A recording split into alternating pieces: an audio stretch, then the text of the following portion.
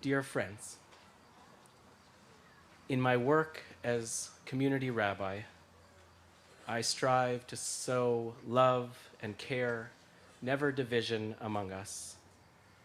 Today I want to talk with you about a conflict, the one between Israelis and Palestinians in the Middle East, and the related one in Jewish communities across North America, including our own. My hope is to bring us closer together through the holy work of a much-needed conversation. On this holy day of Yom Kippur, I want to open a conversation not about politics, but instead about tshuva, about the ways that we have missed the mark on this issue, about the ways we can do better.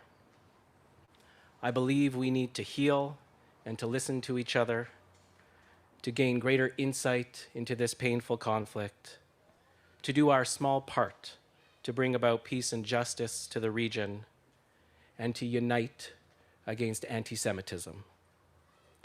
In a sense, this Dvar Torah is unfinished. It is, I hope, just a beginning. While none of us live in the region day to day, the issue cannot be sidelined in North America or even in rural Vermont. To be sure, most of us know little or nothing of what it is like to send our children off to the Israeli army or to have thousands of bombs sent to kill and terrify us as we sit with our neighbors in the miklat, the bomb shelter. Nor do we know what it is like to be stopped at a checkpoint or to have our neighbor killed in the crossfire between Hamas and Israel. But the conflict has arrived right at our very doorsteps. We watch it unfold in the media, and it plays out at UVM and our local colleges. During the escalation of the conflict in May and June, Jews, just like you and me, were physically and verbally attacked just for being Jewish. Ben & Jerry's, just down the road from us, stated it will no longer be selling ice cream in the occupied Palestinian territory. And just this past Monday night, a 5.5-hour meeting of the Burlington City Council was devoted to a resolution to support the boycott, divestment, and sanctions movement. Protesters there threw Zionism around like a dirty word, chanting, "From the river to the sea, Palestine will be free." They're describing the dissolution of the state of Israel. We cannot ignore this issue as a congregation. We can't close our eyes to the fact that the Jewish community in North America is divided about Israel, and there is much tshuva we must do to repair damage. Often, though not only broken down by generation, there are those who argue that Israel's occupation is the sole or most significant cause of the conflict. On the other hand, there are those who argue that Palestinian leadership and its people are the main barrier to peace. Some lean towards empathy for Palestinian suffering, while others are most concerned for Israel's safety and security. And, of course, there are many who are personally torn, drawn to both sides. In a recent poll of American Jews, 25% argued that Israel is an apartheid state. 20% of voters under 40 believe that Israel doesn't even have a right to exist. Jews are divided on the settlements, with 1/5 believing the West Bank should be annexed, but a majority believe in a two-state solution. Now, disagreement in itself is not bad and often can be good. It's a very Jewish thing, in fact. But we are well beyond disagreement when we call each other traitors, ethnocentrists, and even racists. We are left with a collection of flattened, one-sided views. Some people divided into factions, while many others are left with a sense of apathy or despair. Al chet shechatanu lefanecha, for the sins we have sinned against you, for dividing ourselves into camps that are hostile and unwilling to listen to each other, to reject nuance or even leaving the conversation altogether. Yet it is clear to me that so many of us crave, we yearn to talk about this. Just last month, when I sent out an email titled Ben and Jerry's, we had the highest open rate of any email JCOGS has sent. Now, not sure why you opened it. It could have been you thought we were giving out free ice cream. Or perhaps you wanted to be a part of the conversation. I get to hear from so many of our members. This is an emotional, it is a difficult topic for many of us. But more than ever, we need to find a way towards common ground. And so I invite you into a different kind of conversation within our community, one based on love, on respect, and deep listening. This conversation came especially alive for me in rabbinical school. There I had the profound gift of studying under Rabbi Sharon Cohen-Anisfeld, and she talked about what she calls the radical center. Standing in the radical center means trying to be courageously open to hearing different perspectives, not only from my people, whether they be right or left. It means trying to take the risk to learn with empathy without polarization. The radical center takes a lot of energy and courage to grapple with multiple substantive arguments that seemingly contradict each other, and yet, like culling wheat from the chaff, finding the truth therein to come to a more whole perspective. I want to share with you a glimpse of my own story and understanding of the conflict. Like you, I'm no expert. I've been to Israel multiple times, including a year studying in Hebrew with Israelis, and visited with settlers and Palestinians in the West Bank. I've met with power brokers and humble pita makers and been in their homes. Yet I have lived at a distance for the majority of my life. Personally, I am not drawn to standing at any extreme. I see many sides, both within me and within our congregation, and I am Yisrael, in a state of wrestling. Hillel the sage once said, "Im ein ani li mili." If I am not for myself, who will be for me? From a young age, I was raised to care deeply about our Jewish family, an extension of my own relatives, a people halfway across the world in Israel and spread throughout the diaspora, who I love and cherish with Ahavat Yisrael. Much of this family care and concern grows out of the ashes of anti-Jewish persecution that culminated in the Holocaust, including my own parents' survival, while the rest of my family perished. As with most Jews, I am deeply concerned with the ever-present dangerous growth of anti-Semitism. This summer, we saw Jews across the world attacked on the streets, blamed for all of the Middle East's ills.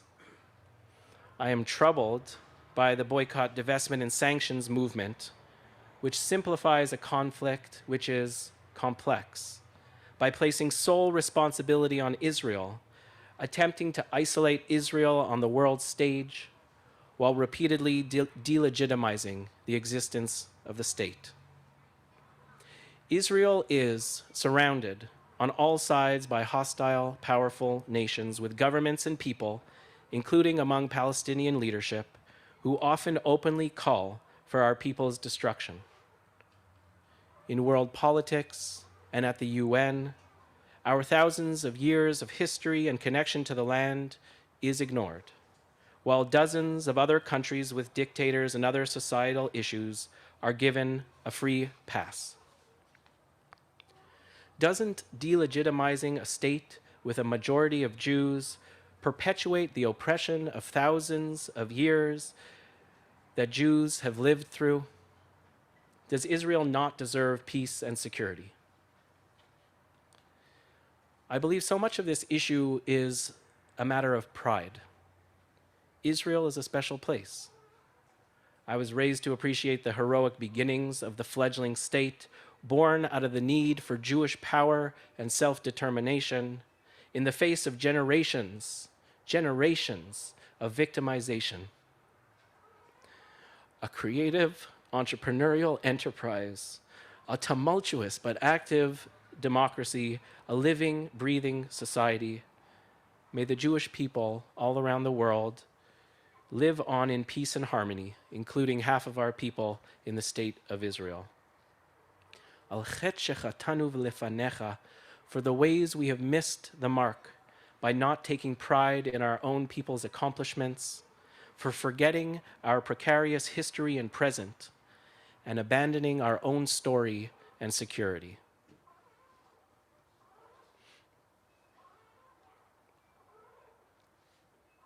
Hillel the sage continues, Uchshe'ani le'atzmi ma ani. If I am only for myself, what am I? In addition to my love for the Jewish people, I also believe in the inherent worth of all people, the Jewish value of B'Tselem Elohim, how each human is created in God's image, and our moral imperative that all human life is sacred. Can we as Jews acknowledge that Palestinians suffer profoundly? Gaza is an open-air prison with few options for basic survival. The unemployment rate in the West Bank is close to 30%, and 1.5 million Palestinians continue to live in refugee camps. I've always been drawn to the intersection of peoples.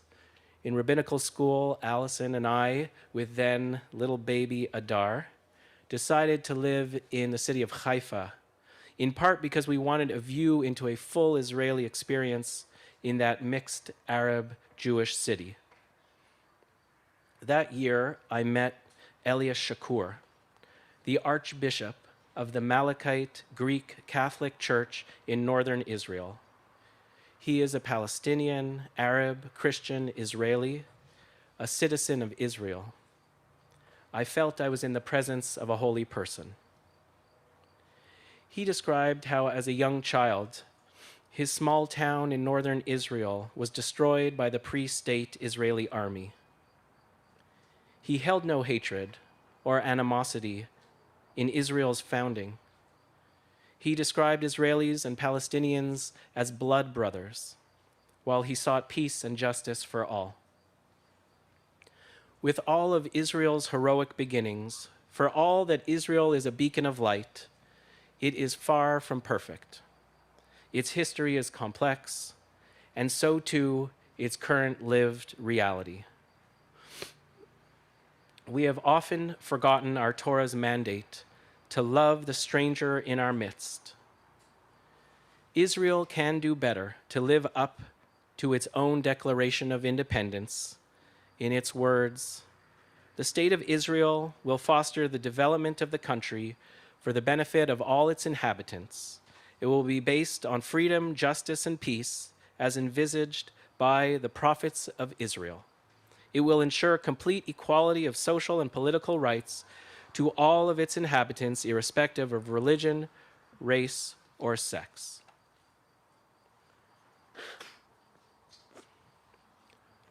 I hold that it is kosher to critique the Israeli government's policy and rhetoric.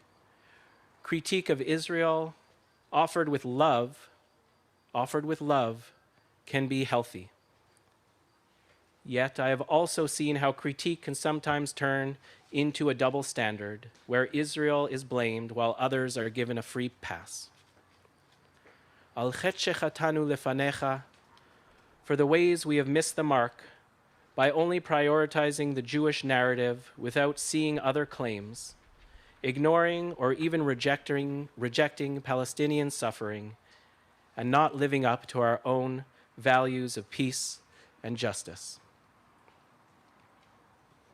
All in all, I hold that from the radical center, the state of Israel is neither David nor Goliath. I do not adhere to Israel can do no wrong, nor Israel can only do wrong. Israel is not entirely innocent, nor solely responsible. She has a mighty military with great power, yet faces existential danger every day. There is no single entity at fault, and we all share responsibility to work towards a future of justice and peace. And so I offer all of these words out of love for the Jewish people and a deep love for our JCOGS community.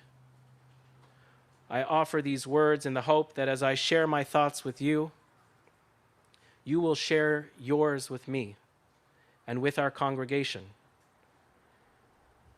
and that you will listen with patience and an open heart as I promise to extend the same to you. Though it feels a rare thing these days, I have not given up on conversations of integrity, honesty, and nuance. And so Hillel concludes, V'im lo achshav eimatai, if not now, when? Here we stand on this awesome day. I have asked us to consider our collective tshuva. I am asking each of us to consider our own role. When have I opened myself to other perspectives? When have I closed myself off out of pride or shame or indifference? When have I sown division? How have I helped heal? When have I let hatred or intolerance prevail? How have I worked for justice and peace? Wherever you are in your own process, I'm inviting you into this conversation as a congregation with 5 initiatives that we can do right now. First, in a week and a half, during the holiday of Sukkot, JCOGS is hosting 2 conversations called Sukkat Shalom, a Fragile Peace. Sunday, September 26th in person, and Monday, September 27th on Zoom, both at 5 p.m. The conversation is going to be based on a book reading of Yossi Klein Halevi's Letters to My Palestinian Neighbor, one of the more inspiring books I've read about the conflict. Today, JCOGS is giving out 1 copy of this short book to every family that wants one. We have 100 copies for distribution. Read some or all of the book, and then come to one of the facilitated discussions, whether in person or on Zoom. For those who are not with us in person now, we're going to leave some copies in the tent, and you can pick one up anytime, or you can order your own copy online. Second, please come to these meetings with ideas of how JCOGS can be involved in supporting those who work for peace and security in the region, communities building bridges among Palestinians and Israelis through efforts in everything from education to environmental sustainability.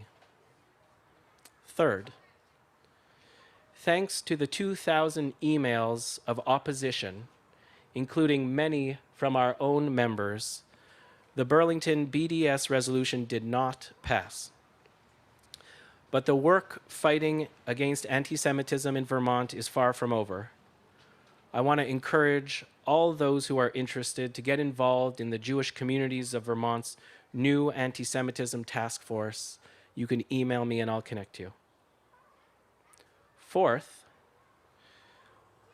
We are in the very preliminary stages with Father Rick Swanson, who's here. Thank you for being here with us today. And with St. John's in the Mountains Episcopal Church, discussing a joint JCOG's St. John's trip to the Holy Land. And we're looking for a few people to help us plan this most amazing, life-changing trip. Finally, I invite you to take your cards out again. Let's end with a prayer we read every Friday night here, our prayer for Israel. Let's read it together.